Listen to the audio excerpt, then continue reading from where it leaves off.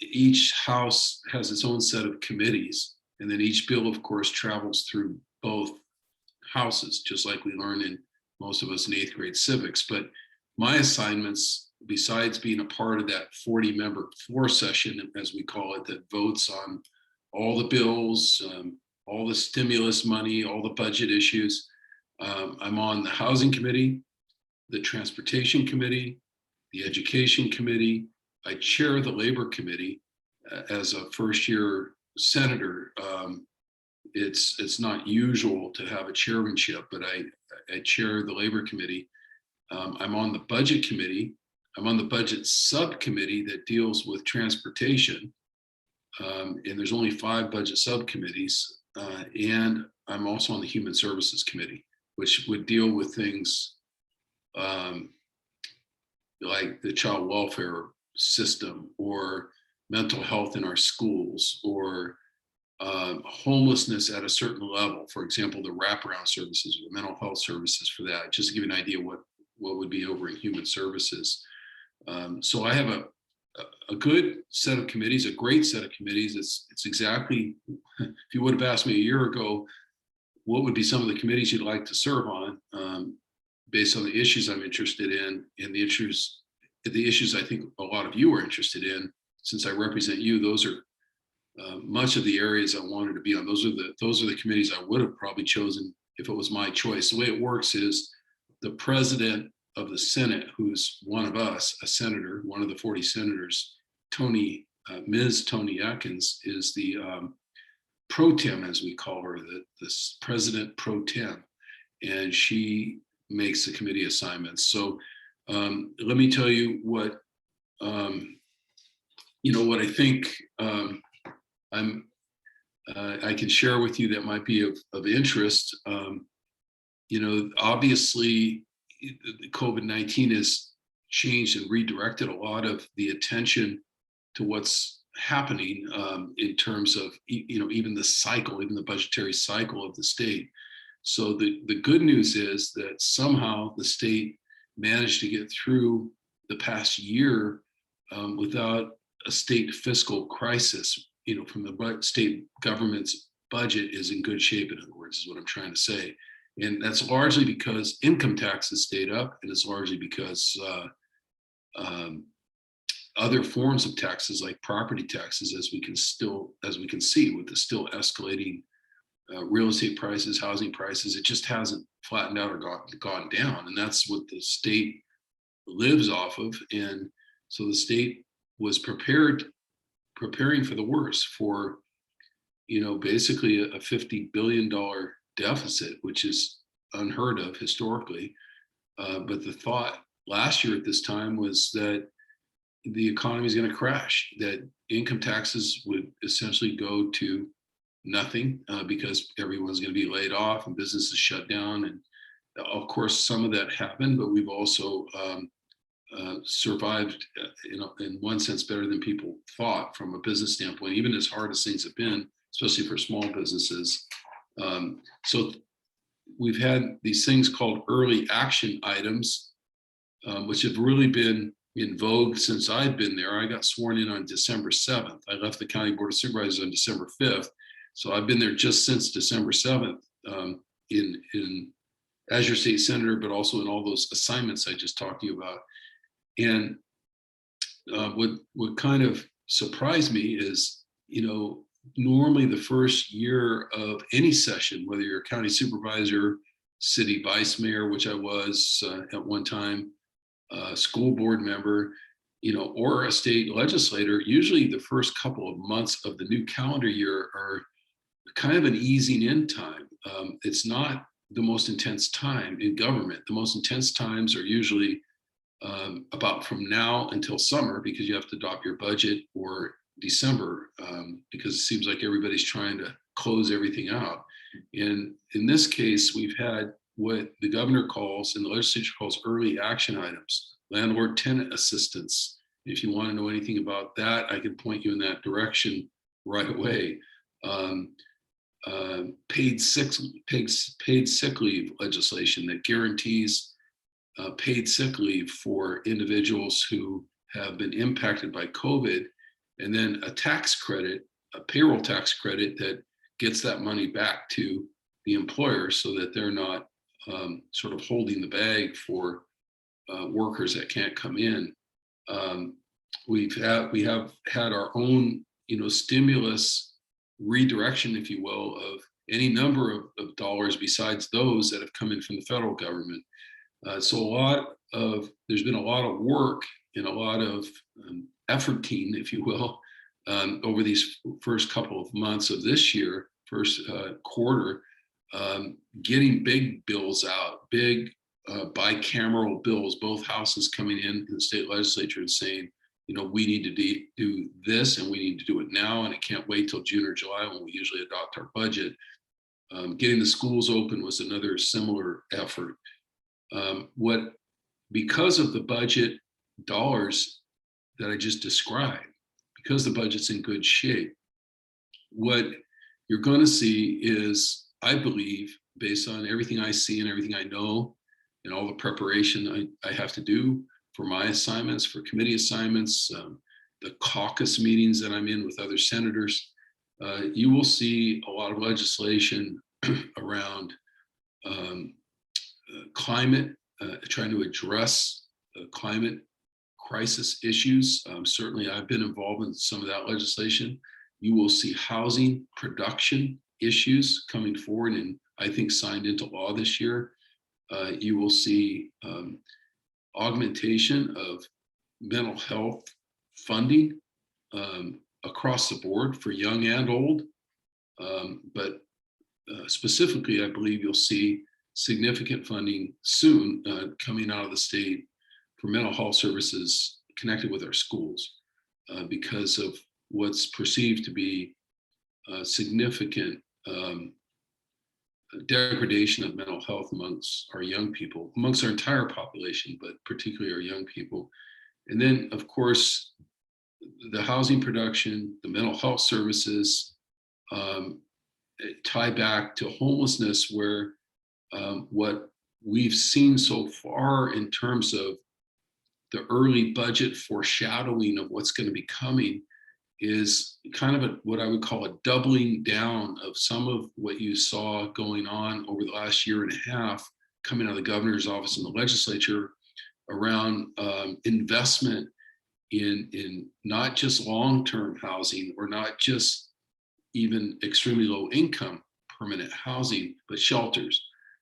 Project Home Key, Project Room Key were the two programs that the governor started pushing some time ago before the pandemic to create essentially an acquisition program where the state can go in and buy existing buildings, convert them into short-term shelter that helps stabilize people, helps get people the services they need, including mental health services, and then sets them on a path to permanent supportive housing. You have to invest in both. And I think one of the questions I received was,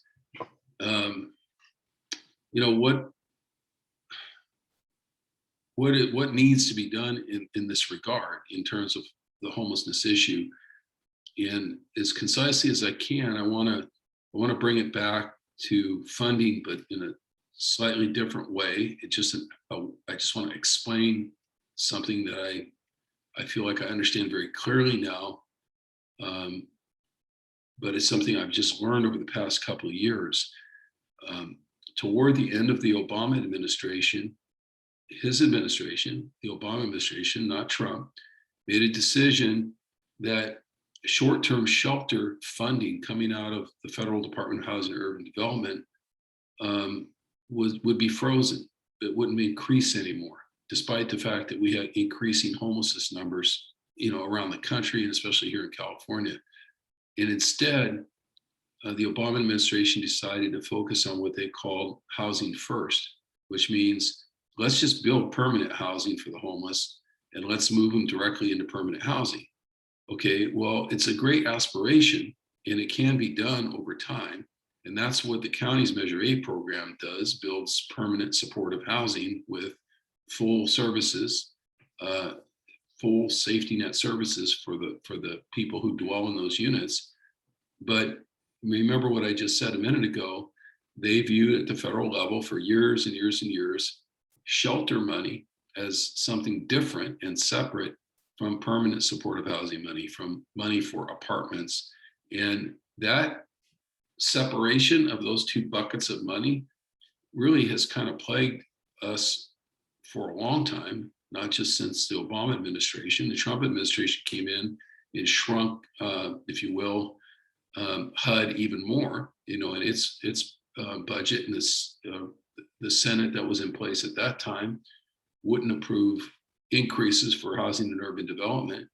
So folks here, as you know, in the county, with the support of voters like you, we passed Measure A, which was $950 million to address the permanent housing side, apartments for people at 30% of median income. That's very, very low, homeless, in other words.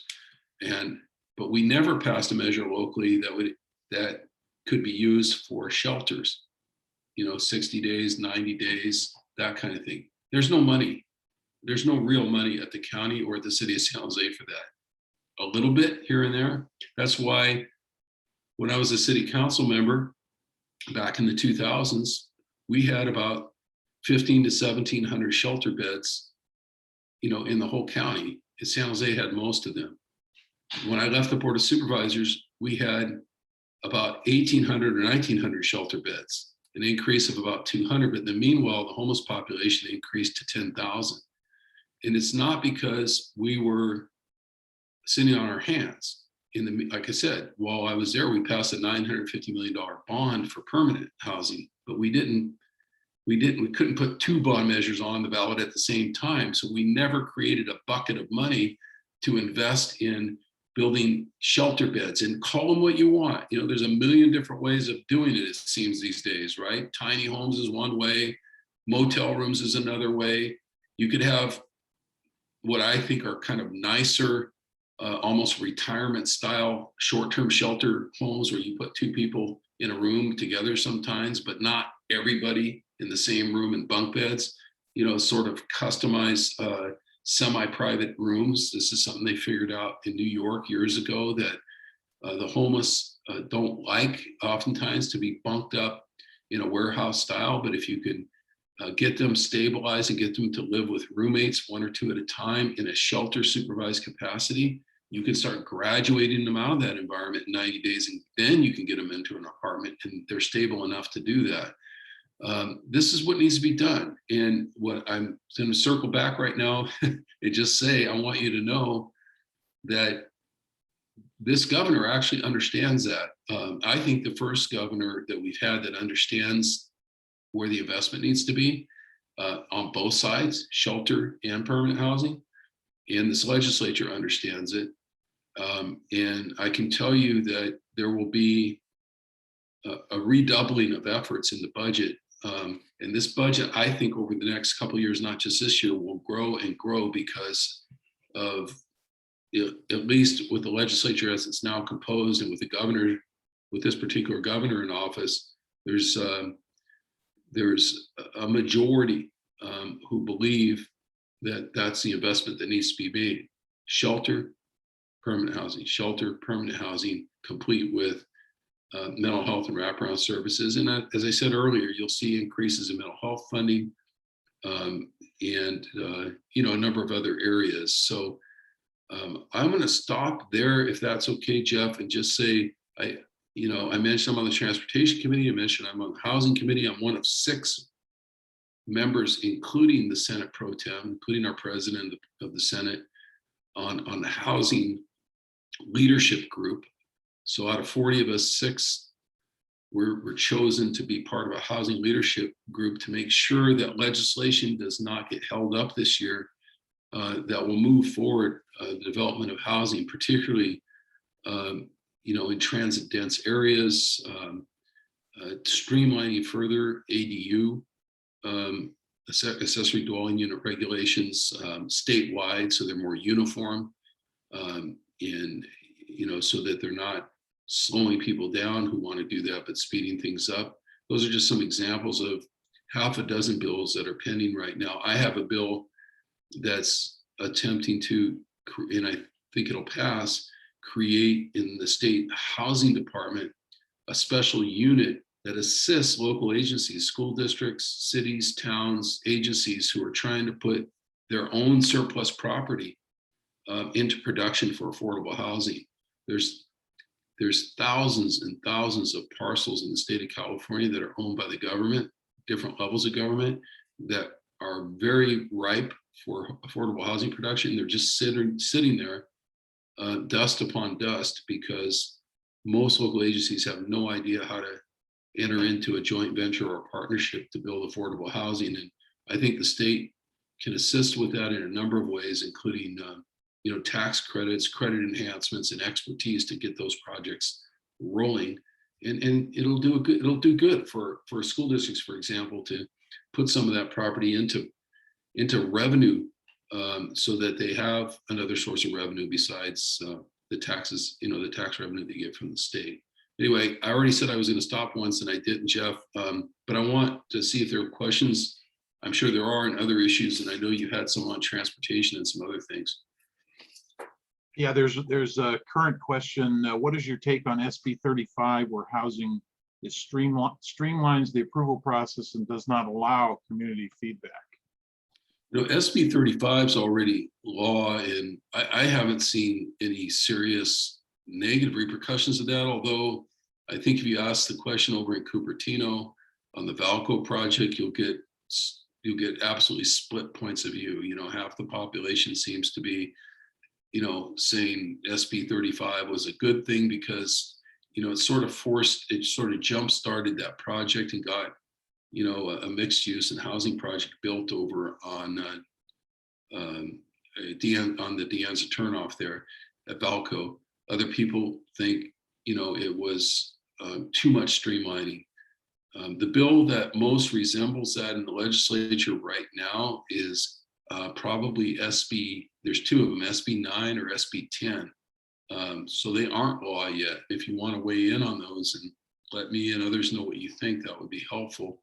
But SB 9 basically says that if the local zoning allows it, so in your neighborhood, if San Jose zoning goes into, say, a single family neighborhood, whether it's in Evergreen or your area or North San Jose, and says, we are going to allow not just single family here, but we're going to allow ADUs, accessory dwelling units, two on the same parcel that there currently exists only one house, not one accessory dwelling unit, not one granny unit, but two.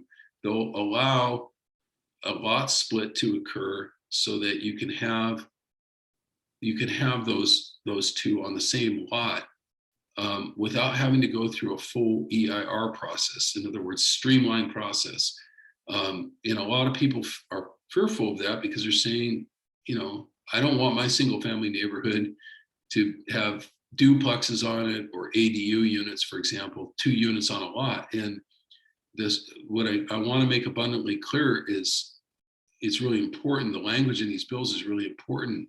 There's kind of a rumor out there that is false, that the bill would take away local control and impose that zoning on your neighborhood. It doesn't. It's completely permissive to the cities. It says, all it's really saying is you can skip a lot of the trappings, a lot of the rules of the Subdivision Map Act. If you, as a city, San Jose, decide that you want to do that, or your neighborhoods want to do that. If not, take it or leave it.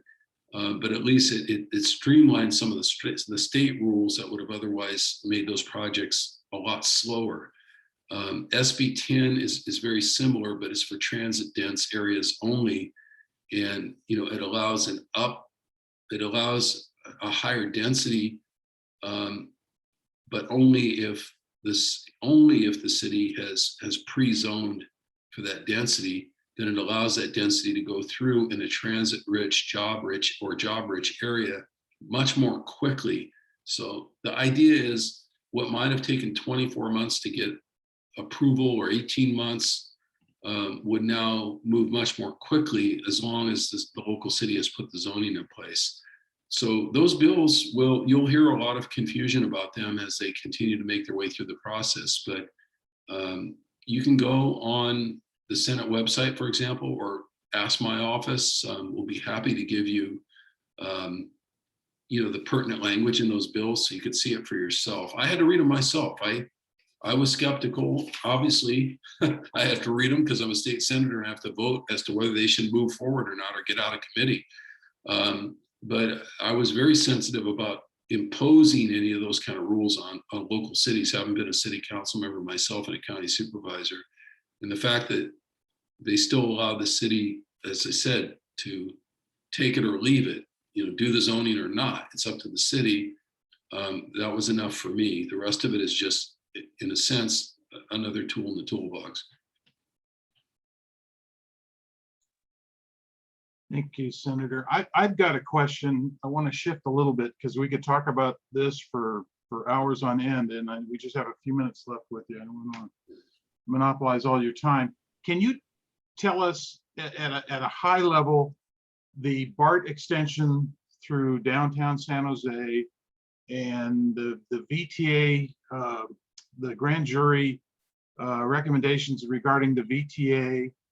What's actually going to happen? Can you look into your crystal ball and say this is going to happen here, here, here, and here, and we're going to get the funding here, here, and here? Can you give us just a brief overview of that? If I hate to put you on the spot like this, but No, it's okay. I mean, I'll just give you my best estimate of sure. what will happen, and also give you an idea what I would support, or not.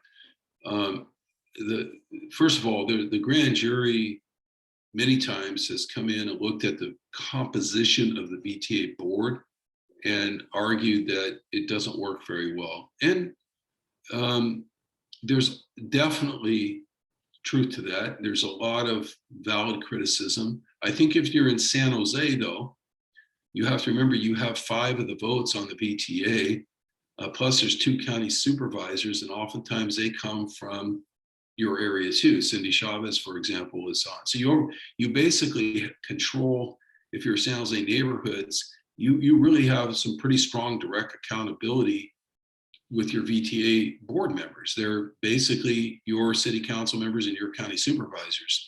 I think where it kind of frosts people a little bit is if you're from, knowing what I just said, how would you like to be a rotating member from Sunnyvale who only gets on once every 3 years, I think it is, and you're on for a year and then you drop back off again? You've got no staff because Sunnyvale doesn't staff their council members, or Cupertino, so you're kind of on your own. You've got these big 3-ring binders you have to read. You don't have somebody like I always had, who's a transportation expert in your office, who can help break that stuff down and figure it out, make the arguments. So there's flaws in the way it's, if you're in the West Valley cities, for example, there's frustration there. They feel like they're outnumbered on the voting, and they feel like, they're understaffed, and that needs to be fixed. I don't think the bill in the legislature right now fixes it any better. It isn't a good fix. And of course, governance issues are always that way. That's why, not to be silly or anything, but it took the founding fathers from 1776 until, the next decade to finish writing the Constitution, right? It is just tough to do governance bills because there's a lot of tension. Who's going to take some power away from San Jose or the county and give it to these smaller cities? How do you do it? On getting BART the rest of the way, we haven't had a window of opportunity like this probably ever since going back to Ron Gonzalez's days. Okay, and I'll tell you why. It's very simple. It's because the Democrats have both houses of the Congress, right? And Biden, we just saw his infrastructure package, at least the bare bones of it, of what he wants to do. It's rail.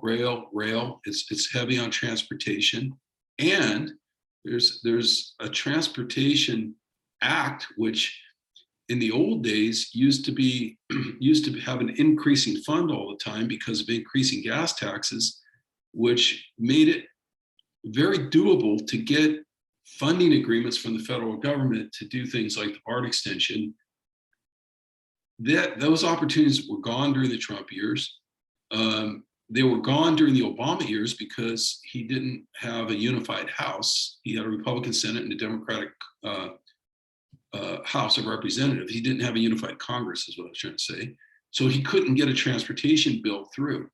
In 8 years, Obama couldn't get a transportation bill through.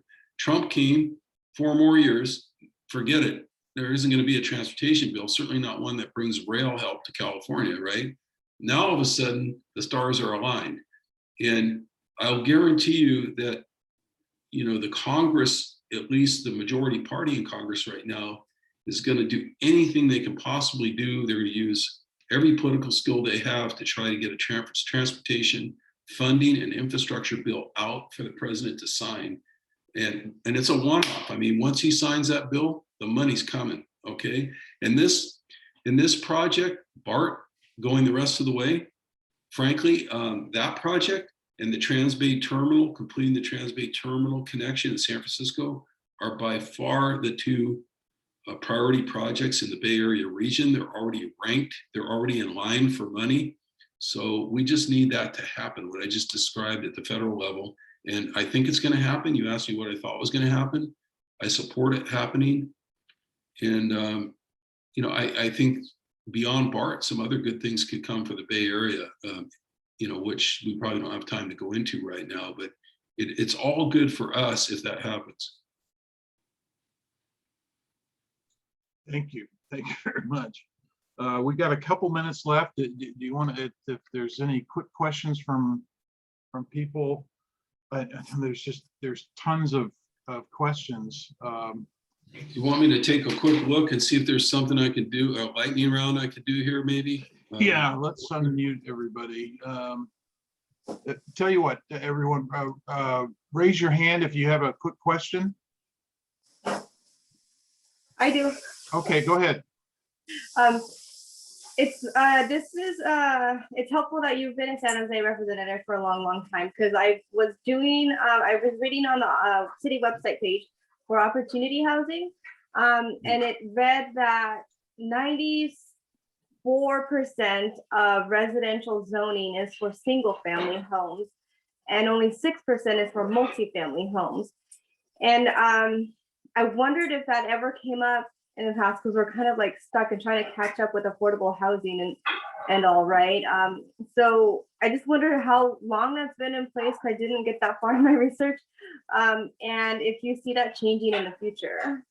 Yeah, opportunity housing is sort of terminology is kind of a relatively new, compared to my career, excuse me, it's a relatively new thing, but the concepts have been around for a long time. If you look back at a chart of the growth of the city of San Jose around 1986 or 87, it was a long time ago, right? You will see multifamily housing production drop like it was a rock falling off a cliff. The graph just goes straight down all the way until now. And that's why you have this 96% or 94%, 6% thing. And there's lots of reasons for that. Some of them are, you could blame the city for, I suppose, but mostly it's changes in tax law and things we don't have time to go into detail right now, but I'd be more than happy to talk to you some more about that. The upshot, the important thing you're raising is whatever happens in terms of state legislation, whatever happens in terms of city policy, it has to emphasize multifamily housing construction, apartment construction, rental housing construction. We want people to be homeowners, and we need to do much more at the state level in terms of down payment assistance and helping people get into situations where they can build up and earn equity, especially since our population is skewed in terms of the people who've had that opportunity. We've had redlining occur over the many years, and we've just created two different communities: people who have a piece of the rock, so to speak, because they're homeowners, and people who don't. And then now it's even worse because people who are renters are squeezed because there hasn't been enough rental housing construction. And so the price of rental housing is skyrocketed here. We have one of the highest rental housing markets in the country. So that's kind of what's been happening.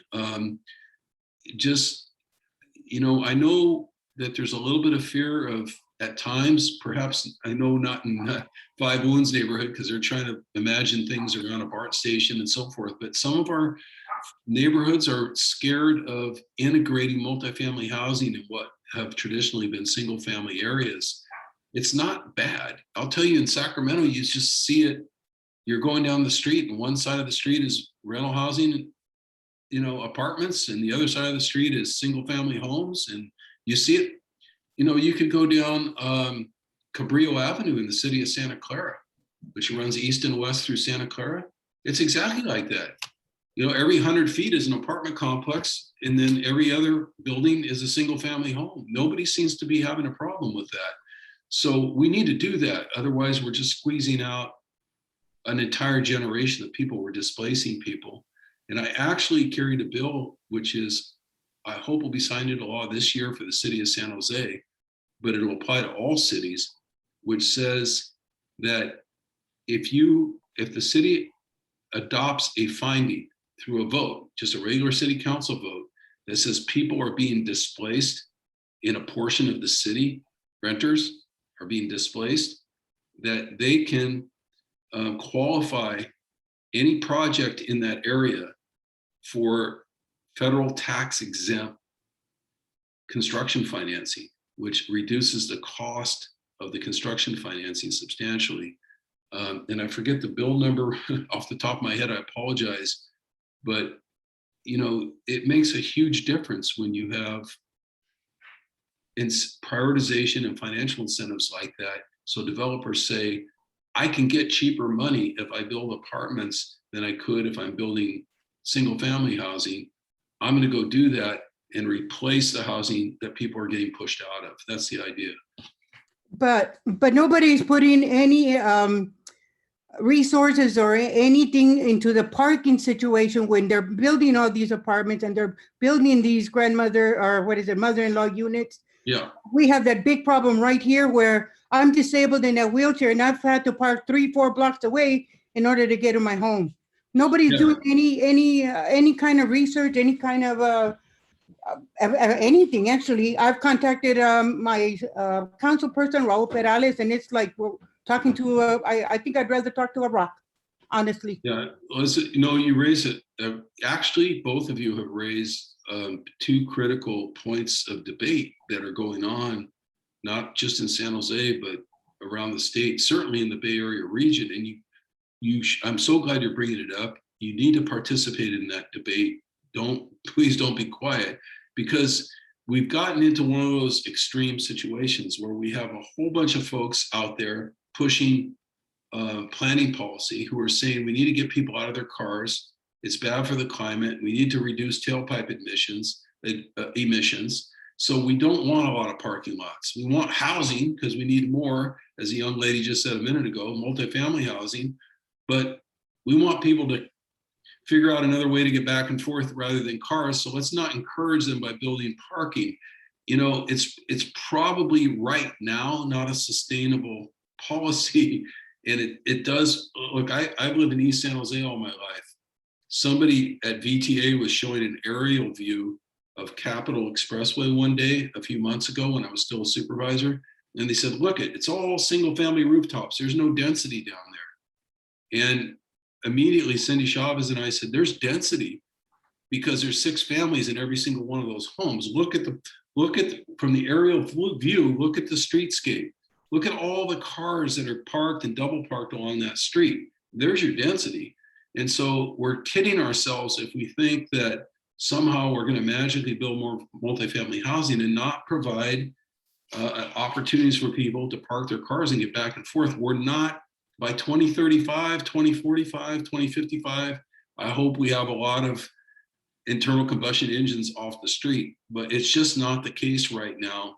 And, please keep making your voices heard on that topic. And we certainly don't want to, even at a BART station like Five Loons, we have to be mindful that people are going to not all be riding bicycles to get that BART station. People are going to hopefully get dropped off or carpool or something else, but you got to have some parking. Otherwise it's going to spill over into the neighborhoods and it's going to squeeze more of you out of your own parking spaces. And that's just not good planning.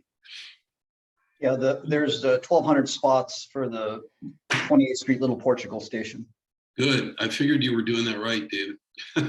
But And I just want to use that as an example. You know, like, there's a lot, as you, I'm sure you've been fighting the fight, and there was a lot of folks who would say, don't have any, you know, don't have any. And it's just not plausible right now. It's not realistic. Next, Kevin has had his hand raised. Kevin, do you have a question for Senator Cortese? Thank you. Sorry, I was just kissing my kids goodnight. Thank you so much, Senator Cortese, joining us this evening. My question actually has to do with inclusivity and diversity. I'm just gonna throw something out there, and I'm gonna talk about the elephant in the room. I'm mixed race, and so I'm looking at this meeting, and I am one of 2 Asian Americans that are even present in this room, and I'm upset. I'm hurt. You know, like, I'm not seeing any, and I'm mixed, again, like I've said, I'm mixed race, I'm mixed ethnicity, and I have dealt with anti-Asian sentiment in my own neighborhood. I went to McDonald's just a couple of weeks ago, and some guy talked terribly about the Asian immigrants in the neighborhood, who he said, quote unquote, are destroying the neighborhood because all they care about is money. The most bigoted person I'd ever talked to, and I never thought I'd have to deal with that personally in my own neighborhood. And I'm just curious because, again, like I said, I'm looking at this room, and again, and we have African Americans in our community. They're not represented here. What my question to you is, what is, if I'm not seeing that, you know, representation here that should be represented, I'm curious to hear, what are you guys doing at the state level to try and make diversity and inclusion a priority? I mean, San Jose is a 3rd Asian. And again, I'm looking at this room right here, and there were only 2 of us here that I can look at with my own face that are Asian American here. And I feel alone, and a lot of us feel alone. There were thousands of us that showed up for the Stop Asian Hate rally just this last month. You know, I've friends of mine who are international students from the university who have gotten jobs here have been getting, you know, harassed and treated terribly about this. And now we just had the most recent issue that happened in Indianapolis. Now that wasn't here, but we have a huge South Asian population here. And all of my international students say, this is the reason why we don't go outside on 4th of July.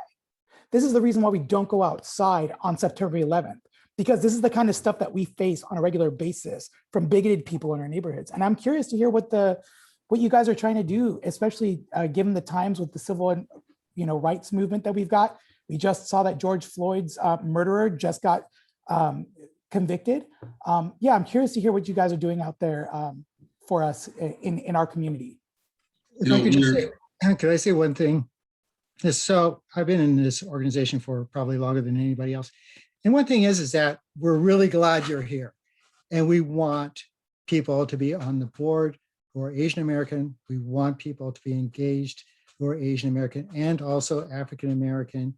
The more, the better. And unfortunately, it's just hard to reach out. And it is important for this community to be represented by all the ethnicities, including, of course, Hispanic Americans.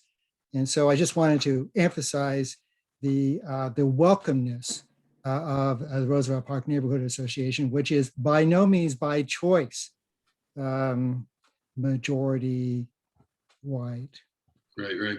You know, one of the interesting things when the governor rolled out his so-called equity proposal for vaccine distribution was that Santa Clara County got 0 extra vaccine, even though the extra vaccine was supposed to go to communities on the basis of equity. How in the hell can the whole county of Santa Clara get left out of an equity rollout? I mean, we got to be one of the most diverse areas in the entire state.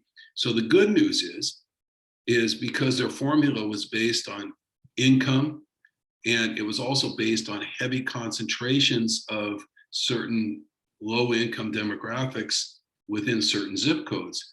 We don't have massive concentrations like that anymore, because the good news is we're more integrated than even a lot of the rest of California.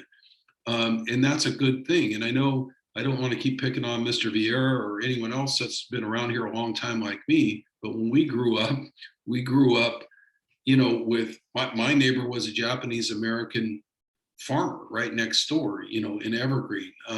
The person across the street was Latino. The person for their next step. We lived and we took it for granted that we were in a diverse community. And I don't believe we as neighbors were doing anything to redline our community or, bias against anyone. But as this community has grown, obviously we've ended up with a continuum of people, and let's not, none of us are going to pretend that isn't out there, Kevin. I mean, it is out there, right? We see it out there. We see people being tackled on street corners, elderly people, in the name of hate, in the name of you're Asian, so I want to hurt you. And that's in our society, and it doesn't take that many people. I used to say when I was on the school board, 3% of our parent population in our school district, I felt might have been bigots. Okay, and that means the good news is 97% weren't, but that 3% can really mess things up for everybody if they're in the system playing their racist card in interfering with things. So we have people who feel integrated, who grew up integrated. We have a whole bunch of people, I think, in the middle who have been unaware.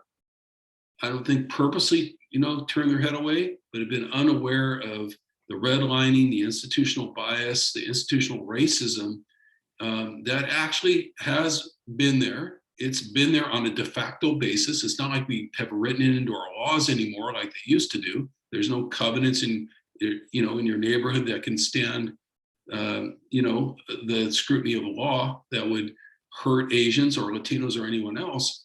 But we're still suffering from when that was the case. And there is still, sometimes subtle, sometimes overt bias. And then there's bigotry. People aren't being tackled in the streets just because, somebody has institutional racism. So organize. What we're doing in the state of California is, in terms of just the Asian hate crime phenomena that we're seeing right now. You will see a package of legislation come out soon. And if you want to talk to the author who's been working on it, I could put you in touch with him, Senator Pan from Sacramento. I expect that maybe as much as $100 million to help with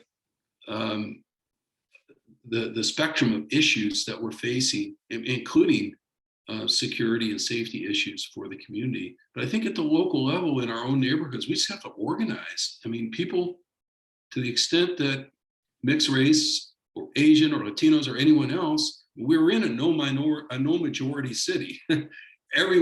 When you have a meeting, it should naturally reflect that. And if not, then I'm more than happy. My staff's more than happy. My staff's on this call. We'll come in and help you flyer the neighborhood and help organize. It's all about organizing at some level. And it's just hard to get away from that. It's hard work, but knocking on doors and saying, hey, you need to be at this meeting. And I know you can't do that by yourself. That's why I say, I don't want to tell you what to do. I'm telling you, I'll be your partner in that. If you want help with it, I'm happy to help. Thank you, Senator Cortese. I really appreciate you taking the time with us tonight. Excellent overview and discussion. And we're way over time. I apologize for taking your valuable time. So everybody, please give a hand for Senator Cortese. You can applaud. That's correct. No applause necessary, but thank you. And I look forward to the end of Zoom. I'm done with it. I'm still doing the Zoom with you. I enjoy it tonight. I'm enjoying it. But I'm really looking forward to being able to sit down with you and to safely knock on doors and to safely drive people, out to meetings. And I can guarantee you my Senate staff, they hear it from me every day. Outreach, and help people with outreach. So count on us on a full partner in that, to be a full partner in that regard. And thank you so much for having me. Thank you very much. Okay, bye-bye. Thank you. Next up, and I apologize for going so late, is Linden. Are you, I'm going to unmute. Hold on a minute here. Am I unmuted? Oh, there you are. Good. Okay. Now I have made you co-host, so you should be able to share your screen. Okay, Okay, yeah, so you go right ahead.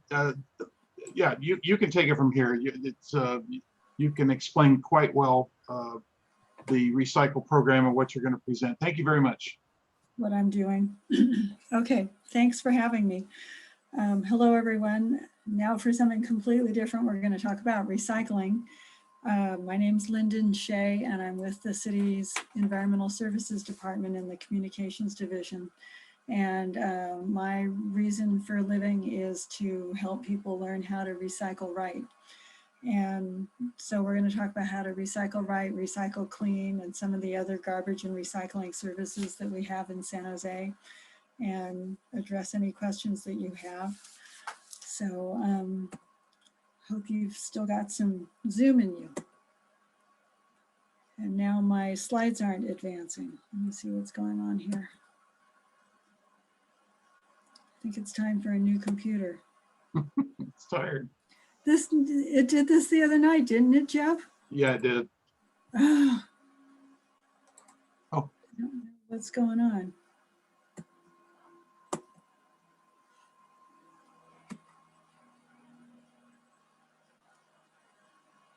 I even turned it off for a few hours this afternoon. Come on. All right, well, I'm going to just talk then and see if it catches up with me. Oh, now it's gone too far. Okay, here we go. So first off is, why are we even talking about this? And so there's just a myriad reasons why we would need to recycle and recycle right. First and foremost, of course, is that it's better for the environment. By recycling, you're saving resources. If those materials don't go into the landfill, then you're saving landfill space. And it's not like we have a lot more places we want to site landfills. It generates less pollution when you recycle, uses less energy, and fewer greenhouse gases are emitted. And so in recognition of this, the state of California has implemented a lot of different laws that address recycling and waste reduction and plastics pollution and so forth. And the grandfather of all those was AB 939, which was passed in the late 1980s, that set recycling targets. And that's when people in cities in California started to see recycle bins and had to start separating their materials and stuff like that. And so what we did in San Jose was we set a zero waste goal around 2007 to achieve a diversion rate of 90% of our materials away from landfill and into recycling or composting or what have you by 2022. And so that's our zero waste goal. We recognize that there's probably not a way to get to 100%. So our zero waste goal is to achieve 90%. And this is in recognition in part, and so what's happened most recently in the last few years is that China, who used to take the vast majority of our recyclables, has decided that they don't want them because we were sending them not just nice, clean recyclables, but recyclables mixed with a lot of garbage and non-recyclable material that they would then have to dispose of or somehow clean up. And they decided that they don't want that anymore. And if we're to send them our recyclables, then they need to be 90% clean. And so our next charge now is to see what we can do to achieve that 90% purity rate, so to speak. So first of all, let's just make sure that everybody knows which cart is which. So if you're in a single family home, then you're going to have the carts on the left over here. So the recycling cart is the gray one with the blue top, and it's pretty big compared to most people's garbage cans. The garbage can is going to be the black one, and you can get that in a 32 gallon, a 64 gallon, or a 96 gallon size. And we really want to encourage people to get the size that will accommodate the amount of garbage that they're generating. And this is especially important in light of like what Senator Cortese was saying about the aerial views of the houses along Capitol Expressway where there's lots of people living in one dwelling. It's important to not use the recycle bin for overflow from your garbage bin, because that's going to contaminate it. So we really encourage people to get the right size garbage cart. And then for yard trimmings, we don't want those to go into either one of those bins. So you can either put those out loose in the street and the claw will come by and pick them up, or you can subscribe to one of these green carts, and those are like $5.30 a month. And that helps keep the street a little bit cleaner. If you're in a multifamily dwelling, you're going to have either the gray cart for your recycling or the green garbage cart. Some multifamily dwellings are going to have these little blue carts that are sort of reminiscent of the single family ones. So these are the main categories of materials that you're mostly going to come across when you're trying to figure out whether or not to recycle.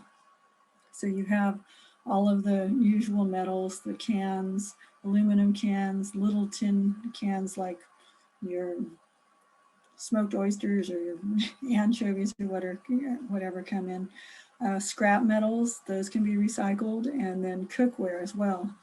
And then in terms of paper and cardboard, you can recycle books if you don't want to donate them to Goodwill or to your local library if they're taking them. Boxes and envelopes. Shredded paper can be recycled, but that needs to be put into a clear plastic bag so that the paper isn't loose when it goes into the material recovery facility. And I'll talk more about that in a minute. And then things like magazines and cartons and paper egg cartons are recyclable. Not the styrofoam ones, but the paper ones are. Glass bottles can go into your recycle bin, including wine bottles. I know that if you're doing the beverage container redemption, that those apparently are not taken for redemption, but they can go into your recycle bin. And then all of these different kinds of plastic can go in your recycle bin as well. The milk jugs, beverage bottles, and all of these things, coffee lids, yogurt cups, and so forth, takeout containers. They need to be clean and empty. So then this slide is about all the things that should not go into your recycle bin. So that includes clothing and textiles, bedding, shoes, and so forth. Those things used to be able to go in your recycle bin, but there's not a good enough market for those materials now. And so we need to have people find other alternatives for that. So that could be, maybe you need some cleaning cloths. Maybe you can repurpose an old t-shirt or an old towel to be a cleaning cloth. If not, or maybe there's things that you have that you could try to sell on ThreadUp or something like that, or you can donate them. But if none of those alternatives are feasible for you, then those materials need to go in the garbage can. And then directly to the right of that are things like hoses, cords, hangers, and wires. Those also cannot go in your recycle bin because they are what we call tanglers. And if they end up in the material recovery facility going over the conveyor belts and all the things that they use there to separate the materials, they get caught in them, and then they have to stop the machinery and pull it out, and it's dangerous and it costs money and so forth. So keep those out of your recycle bin, as well as diapers and pet waste. And one thing I've noticed in the pandemic is as people walk their dogs, they seem to think that yard trimming piles in the street are a good place to put pet waste bags. They are not a good place to put pet waste bags. Those end up going to a composting facility down in Gilroy, and pet waste is not something that we want to compost in that process. And then all of these plastic bags, film, this category is what we call plastic film. Those too cannot be recycled because those, like the hoses and the cords, are also tanglers. And they come in sort of a variety of different plastics. They're not labeled. And so the material recovery facility can't sort of bundle them together with the same materials to be able to sell them to a buyer. And then last but hardly least is this section down here on the bottom, which is food, liquid, and food soiled packaging. So that's like the black and clear plastic container that's still got food in it, the pizza box that's been soiled with grease, the sriracha bottle that still has an appreciable amount of sriracha in it, and so forth. Anything that's been contaminated with food, that's been soiled with food, even if it started out as something that was recyclable, the food contamination renders it unrecyclable. Now with this pizza box, let's say that the top of it was clean. If it wasn't contaminated with grease and so forth, you could put that in your recycle bin, but the bottom of the pizza box is a no-no. So, and then another thing to know is that it's fine to put these items in your recycle bin loose. So like in my house, under our kitchen sink, we have a small garbage bin and we have a larger recycle bin.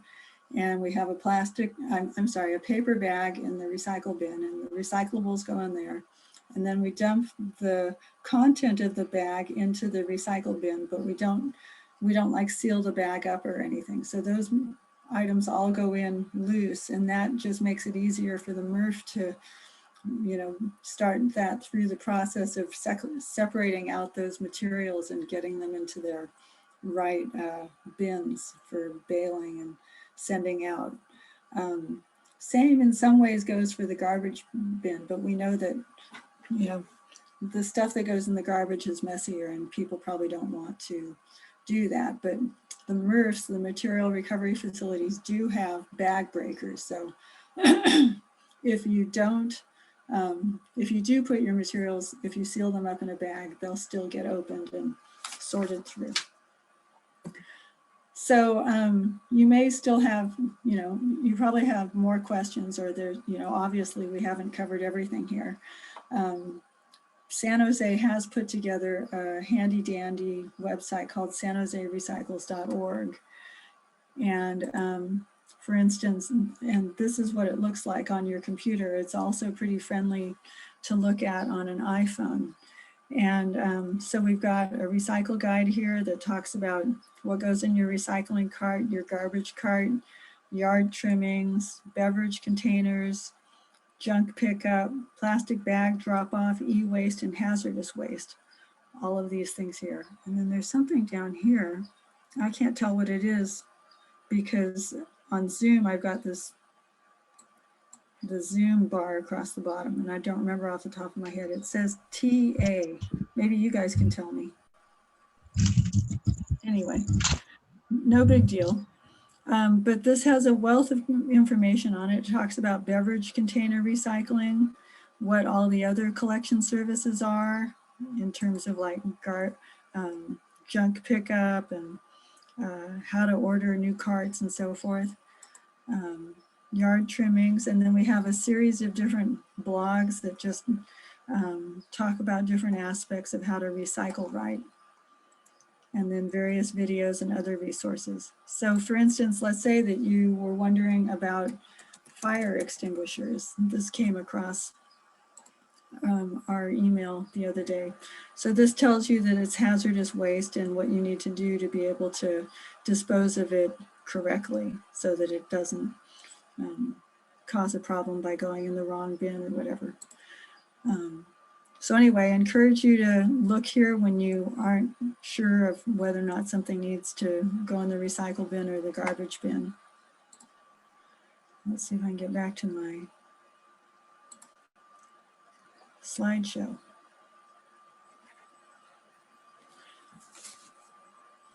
Oh, and then one other thing about it is that if your question isn't answered, at the very bottom of the homepage on sanjoserecycles.org, there's an ask a question link, and you can just put your question in and it'll come straight to us, and we'll see what we can do to answer it for you. So then just a few more tips about how to recycle clean. Materials that you put into your garbage can, they don't have to be pristine. So if you have an empty peanut butter jar and you've really, you've eaten all the peanut butter out of there, you don't have to put hot water and soap in there and seal it back up and shake it up and then, get it that clean. It's okay if there's a little bit of residue in there.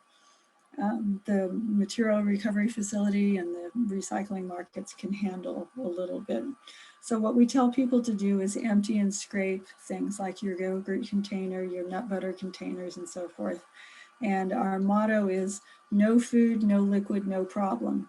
So the main things are things like if you have a half-drunk bottle of Snapple, don't put that in your recycle bin. Dump out the rest of the Snapple and put the bottle in your recycle bin that way. And then another thing that we want to impress upon people is the idea of no wish cycling. So I used to do this. I'm sure that you guys have done it too. You have an item, you're not clear on whether or not it's recyclable, but you really don't want it to go to landfill. And so you think, well, I'll just put it in the recycle bin and I'll bet they'll figure out what to do with it. And, you know, that'll keep it out of landfill and so forth. That may have been a noble approach before, but given the recycling standards that we're trying to meet now, we really want to discourage people from doing that. It's another motto we have is when in doubt, find out. So if you really aren't clear on something, go to sanjoserecycles.org and look it up on there. And if it's such an obscure item that it's not there, then use that button, that ask a question about recycling link down at the bottom of the page, and we'll figure it out with you. And then another thing is just to think about what waste is going to be generated by something that you're buying. So when you go to the store, is there an alternative to what you're buying that won't generate waste when you're done with it? There's a little store down on San Pedro Square now called, I think it's Waste Zero. And you can take your empty shampoo bottles there and fill it up with shampoo there and pay just for the shampoo. They've got lotion like that. They've got stainless steel straws and, you know, just so forth. And just be thinking on the front end about what's going to happen on the back end. We all have a lot of power in our pocketbooks, and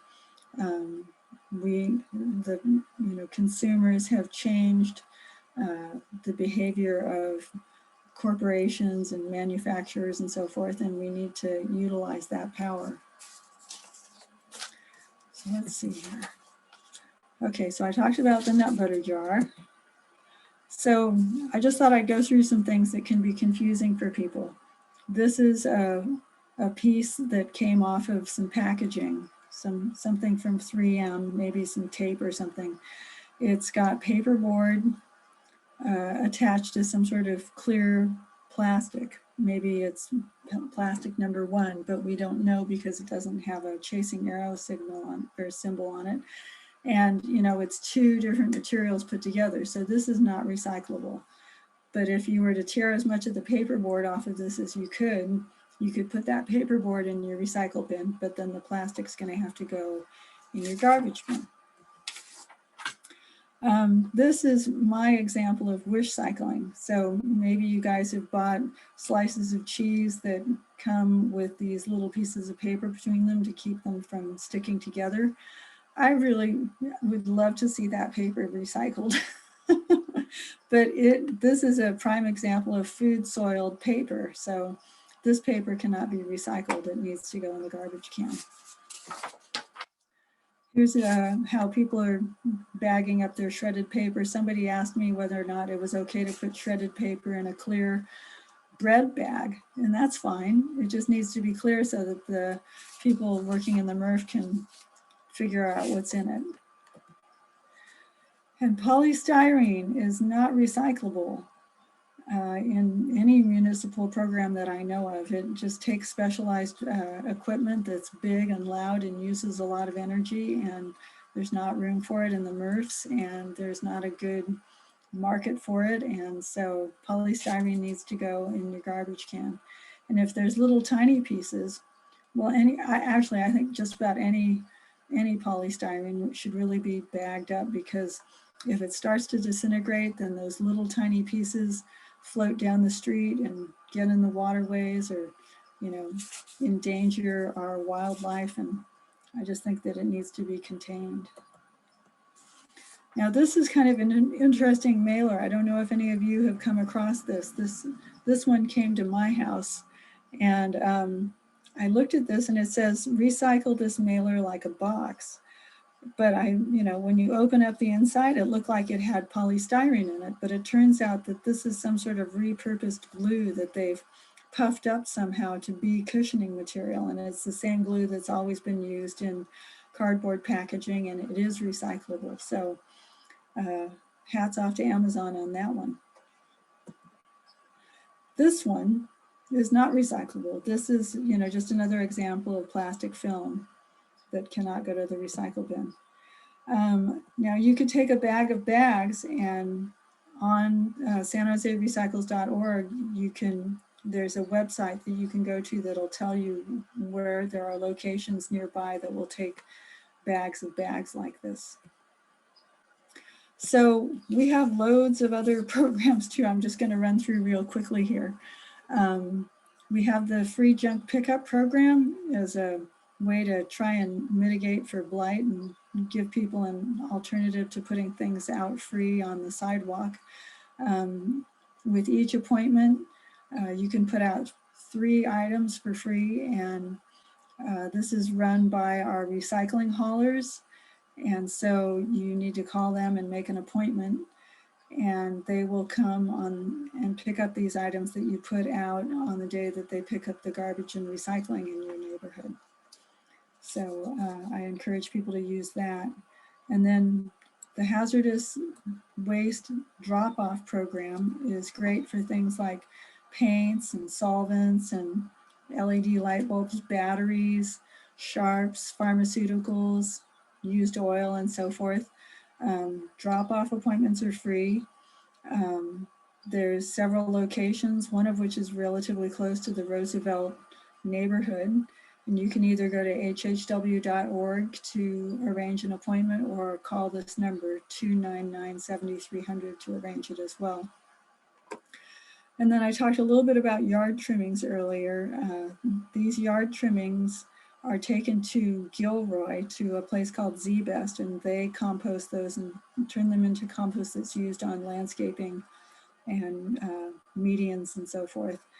And then you may be wondering about what happens to the organics that go in your garbage can. So if you're putting banana peels or the outer shavings of onions or coffee grounds or whatever in your garbage can, those are being separated out as well with any other organics from your garbage. And those too are going to Z-Best and getting composted into a separate kind of compost from what is made from yard trimmings. And it's important to keep those two separate. It's important to keep food waste out of your yard trimmings, because they go through different processes and they create a different material from each one. So that's why you don't have a separate food bin like maybe some of your friends have in some of the other local cities. Is it frozen again? Well, I'm almost at the end. I wanted to just let you know that we have a new recycling newsletter called The Loop. And twice a month, we write articles about different aspects of recycling. And it's a great way to sort of keep up with what's happening, what's new. And so if you want to sign up for that, you can do so on sanjoserecycles.org. And it is Earth Month, it is Earth Week, it's almost Earth Day, Happy Earth Day.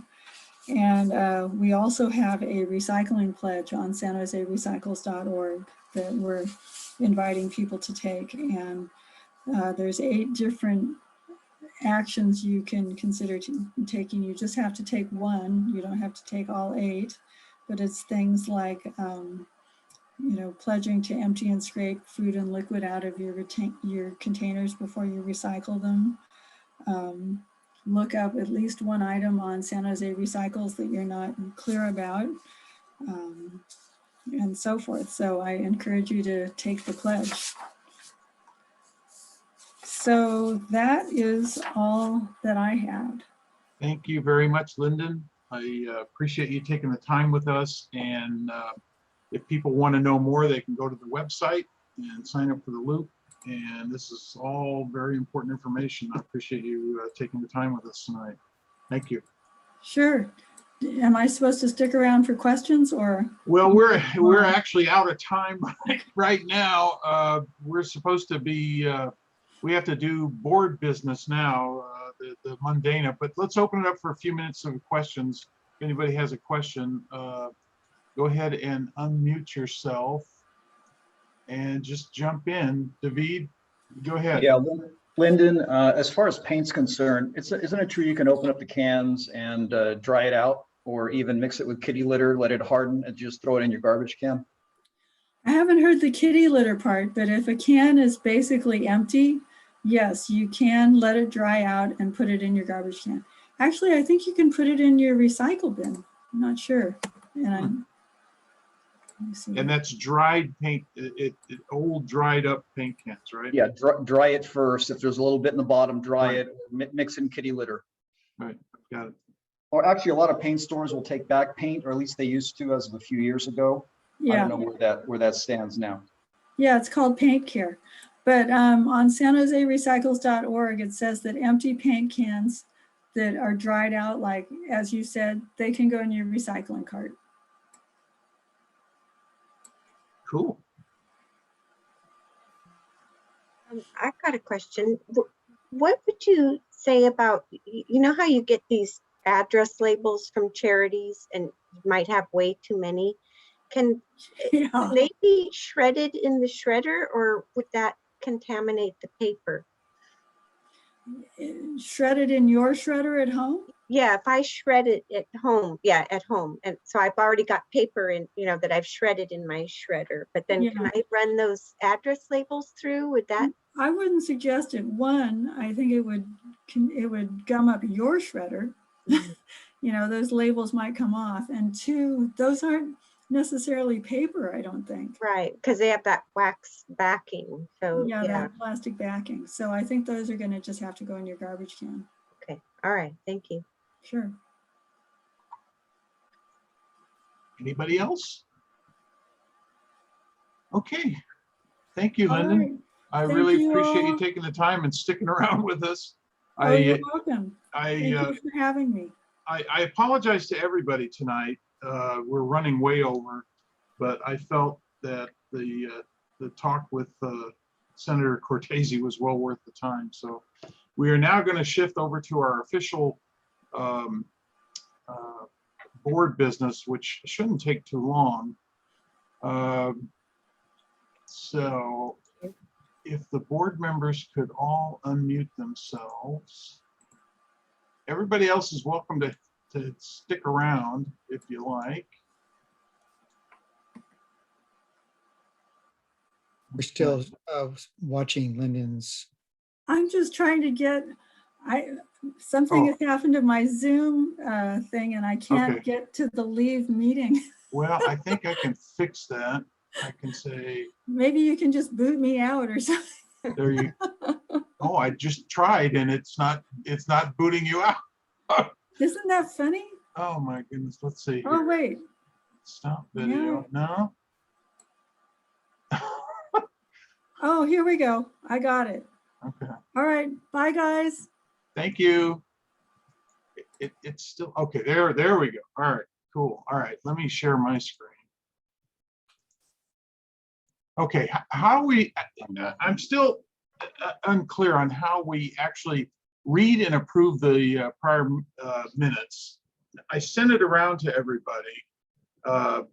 Dee, you had a one change which I made to the title of the app from last month. Do we actually want to read it, or has everybody read it?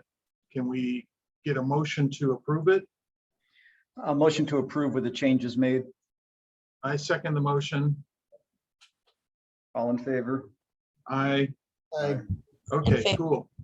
Treasurer's report, Michelle, she let me know she couldn't make it tonight, but there had been no changes from the prior month. Actually, there was a little one. I finished the last of the $1,000 for fruit for St. Isabel's Kitchen last week. Okay, So we're done with the fruit. We were out of fruit last week, so from our donations. So I went out and finished the last $200. It's actually $197, and that got us right up close to the $1,000 that was pledged last year for the fruit for St. Isabel's Kitchen. okay. Does Michelle know that? Yeah, I dropped the receipts off at her door a couple days ago. Okay, cool. All right, so that's a treasurer's report. The dumpster day we've nailed down, it's May 15th at roughly 8 a.m. on North 28th Street between East Julian and East Santa Clara. Gonna have 6 dumpsters, and we're combining with the Olander neighborhood.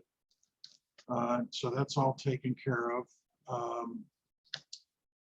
Anything else from anybody? Who's got something? Dee, are you still there? I'm here. Sorry, I'm moving around. So do you have a question, further question regarding the tow away permit, Jeff? Yeah, no, I was just curious. You say we don't we don't need to tell DOT because the street is wide open, right? So my only question back to you was, what if, and maybe this is a far-fetched thing, what if somebody else sets up an event on North 28th that day and we didn't know about it? That was my only concern. Well, if that was the case, which would be, unless it's construction of some sort, Yeah. You know, we just have to work around it. I think we've had worst case scenarios when we've hosted the dumpster day on Short Ridge. Uh-huh. I think that was a real highlight where worst case scenarios would come to play, like an example, that RV that we were not able to get towed. Right. Something like that. So with the event on North 28th Street, it's There's plenty of room, right? I mean, yeah. even if somebody's doing something in one section, there should be plenty of room. Okay. we will come across some of the the Monarch Trucking Company where they're leaving, but it's normally, we don't put the dumpsters that close to their open. So just for my edification purposes, what's involved if we go through DOT? I imagine there's stuff that we have to do. You don't just call them up and say, hey, we're going to be on their. So what was it? Just walk us through it. It's like a 6-step process. You would have to get the application for the tow away permit from DOT, obtain a tow away permit number. So they would generate that number for us. And then from there, we would have to pay for the signs that we would need to post. And then we would have to post the signs 72 hours before the event. And once we post those signs, we have to let DOT know that they were posted. So the old way was we would have to fax the log. We would have to fill out a log and let them know exactly where we placed the signage and the exact place in the street. So it would be between Julian and Santa Clara Street. So you'd be very accurate on that, so that they can have I would say it's a parking compliance officer go out and check to make sure that our signs are. And what's the lead times for all of these things? It's just if you were starting from scratch, you have to do it a month ahead of time, or 2 weeks ahead of time, or 6 months. Put a month ahead of time. Okay. So you feel like we're really safe, not bothering with that we shouldn't run into any trouble, right? Right, because we're not trying to close the street down. We don't I understand. We don't need an SJPD permit. In this case, I don't feel that we need to waste money on a tow away permit. Yeah. How much is that, by the way? Just curious. I think it went up. I believe it's a little over 50 now. Might be 50 bucks. Okay. Yeah. And it's a lot of time and effort, I remember the elements of it from years back, parking compliance and all that. So there's people, the $50 is kind of small change, but it's all these people that have to get involved. So if we don't have to do it, that's fine. I was just curious. Yeah, I think we're okay. But then I started thinking about it once you were asking again. I was like, maybe this is something Jeff should learn. So if you do feel like you want to do that, then that's okay. Go for it. It's not something I want to do. I'm just curious. Here's a question for you. Can we call up and just find out, without us doing anything? Hey, does anybody have anything planned for North 28th do they have the information available? Can they say, oh yeah, there's a carnival or something and they've got the permit for the street that day? We're in the middle of a pandemic, Jeff. There's no carnival. Yeah, that's true. I mean, you can ask Patricia Seha to see if she knows. Okay, there's any- I'll just do that, but I'm gonna, Yeah, I mean, the worst case scenario, Worcester Trip might have one the same day, yeah. and they might have it there. So ask Patricia, and if there's nothing from her, then go for it. Okay, cool. That's fine. What's the volunteer situation? Are we calling for volunteers? That's one question. Another question It's is, self-service. Oh, by the way, I'm gonna, hey, Dee, did you have any other changes to the flyer? Because I'm gonna start circulating after our meeting tonight. Or should, you there? I think we lost her. Hey guys, I'll volunteer for that morning, but I'm fading fast. I got my second vaccine yesterday, and I've been battling the symptoms all day, and a headache is coming on right now. So, and So I've been this in is- Okay, David, since sorry. 5 o'clock. So I'm going to bid you a good night. I'm gonna Okay. go take Yes. some acetaminophen. Okay. Take care, man. Take care. Okay. Thanks. have Night. yourself- Hi, David. Sorry, I Um, lost you guys. That's okay. I'm actually on the road right now, and the transition between blue Okay, yeah, we're phone losing. was happening. Okay, no sweat. Sorry. The question on the floor was, are we asking for volunteers? This is a self-service, right? So we're gonna have just the few of us, and we're not looking for a lot of volunteers. Is that correct? I think we lost her again.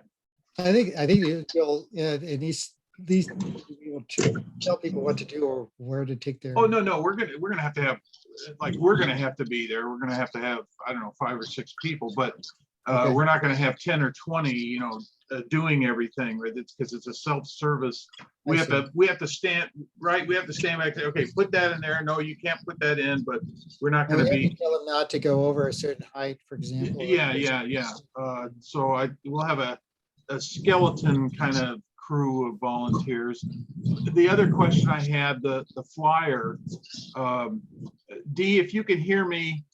I can hear you now. Oh, okay. Did you have any Sorry. other, is the flyer, take a look at it. In fact, all of you, take a look at it and make sure it's okay. Once I get the okay from everybody, I'm gonna start plastering it out there. I'm gonna start publicizing the thing because I wanted to wait until our meeting So the tonight. flyer is pretty much the standard flyer that we've been using for the last 5 years or so. Yeah, I've updated everything, including the items that are accepted and not accepted onto Okay. the flyer. okay. The translations have been done and it's good to go. It's ready to Okay. go. All Are right. any flyers going to be So the distributed? next steps would be to get these flyers printed if we want to do the printing version of it, or we could stick to an e-flyer. Okay, that's a good question. I wasn't thinking about physically Hold on one printing moment. them, I but don't know that what's might be a going on good with my idea. Bluetooth. That's okay. That's all right. Well, I can go ahead and here's what I'll do. I'll go ahead and start planning the e-campaign and getting this out there, and maybe, some silly little video to catch attention and start publicizing that. And we can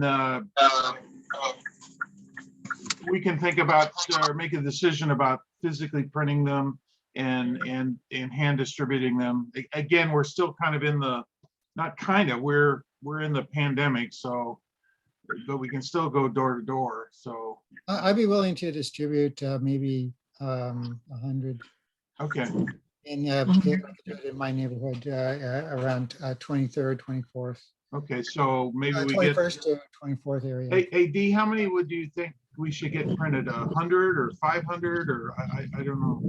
1,000. 1,000? 1,000, because this is 2 different neighborhoods. And in Roosevelt Park alone, we got about 1,000 housing units just in our neighborhood. So we could do 500 for us and 500 for Olander. Okay. Do you have a place where you had these printed before? Do we have an account or something? Yes. Or We don't have an account, but I usually get them printed at Vietnam Printing right here off of East Santa Clara. okay. All right. So if I go ahead and do that, I can obviously get reimbursed for it, right? Oh, yeah, yeah. Okay, And just let them know that you want double-sided. okay. All right, well,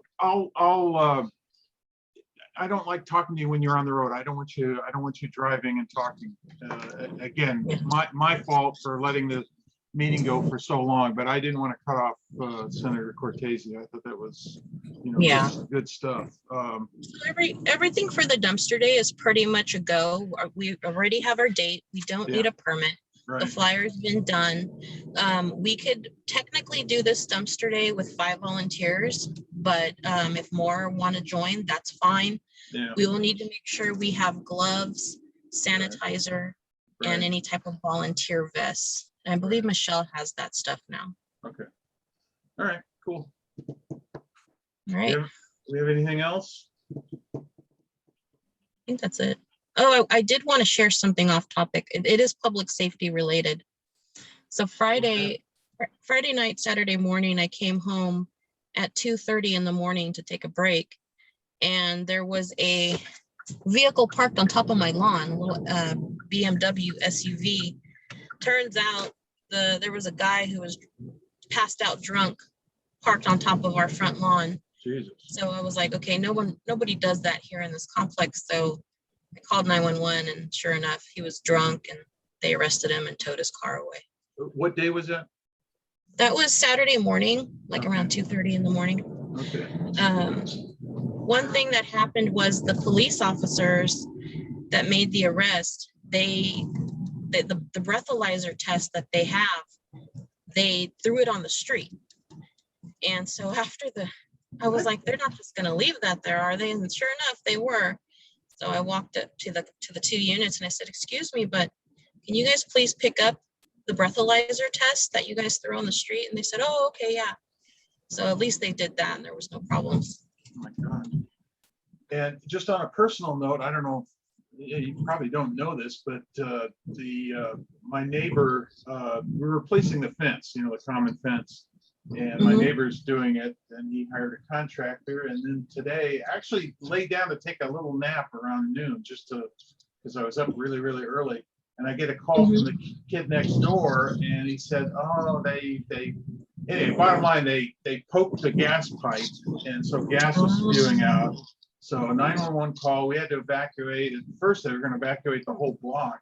So this is about 11 o'clock, 12 o'clock. They're still out there. 24 Street, if you try and get through, you can't get through. They've been digging up the street. They have to replace our whole pipe. It's not our responsibility. The contractor, he's going to be on the hook for between $10,000 to $15,000 for this. Oh my goodness. So That's great. So you always call 811 before you dig. It's Oh just, my God. yeah. So hey, D, if you're probably driving way the hell out. I passed it. I couldn't turn. At first, earlier this afternoon, they said, "Oh, we're not going to be able to finish tonight, so you won't have gas." I said, "That's all right, just be safe." But then they digging up the street. They found the pipe. They're gonna do it tonight. They're working all night.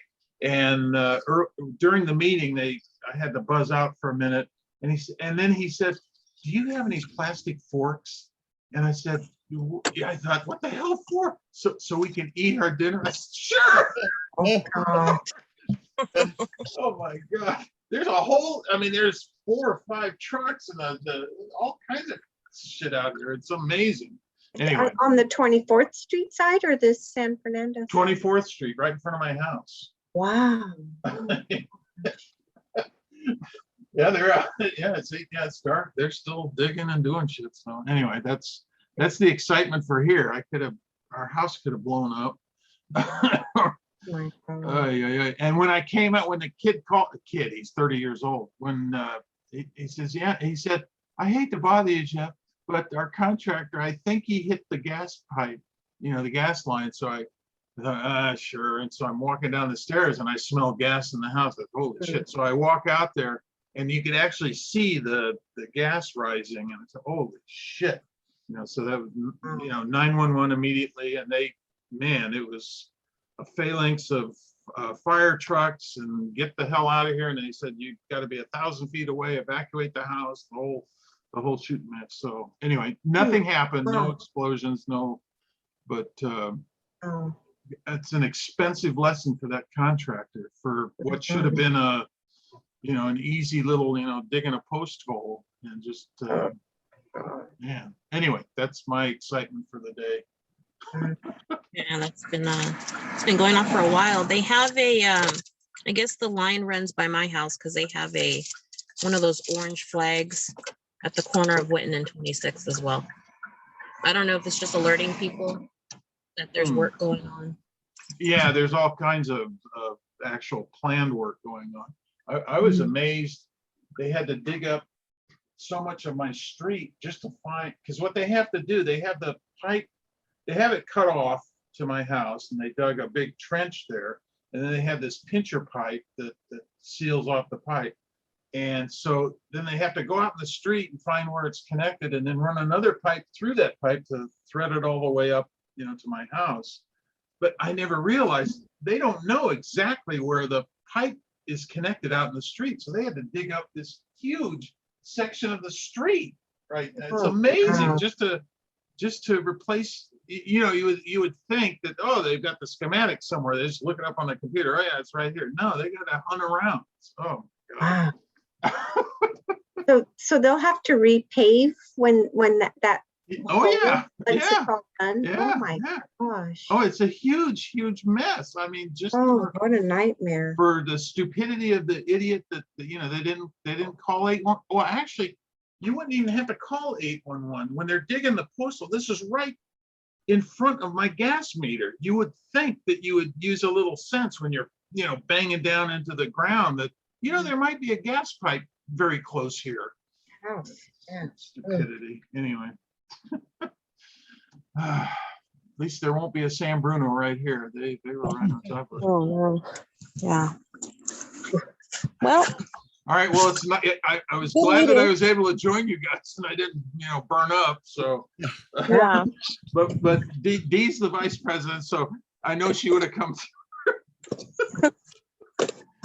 Yeah. Thank you for giving me the heads up, Jeff. Yeah. All right, let me stop. Okay. Oh yeah, we've been recording all this. Oh my God, that's gonna be a huge file. Okay. But it was a good meeting. Thank you. Yeah. No, Yeah, it was great. And thanks and we also enjoyed your interview on the television. It was great. That came out of the blue. I got a Facebook message yesterday from a guy I didn't know, and he had this article flag or like 2 years ago on illegal dumping. I said, who the hell is this guy? And then I looked at, he's with San Jose Spotlight. So I called him or emailed him back, and yeah, he was doing an article on they're proposing to increase the fine to $10,000, which I think is ridiculous if you're not going to enforce it. Anyway, so I just talked to him, and that article was published. And then out of the blue, Aston Smith called me later in the afternoon about the same damn thing. So yeah, it was nothing that I knew was coming, and I didn't expect anything else. But yeah, she did a good. She really pulled the story together very well. She got the points well defined and everything. She did a good job with it. So anyway, yeah. All right, gang. All right, I gotta run, but we can see each other in email. Okay. Good night, everyone. How do I Good turn, night. how do I Thank you. turn this off? Okay, let's end the meeting. Oh, here we go.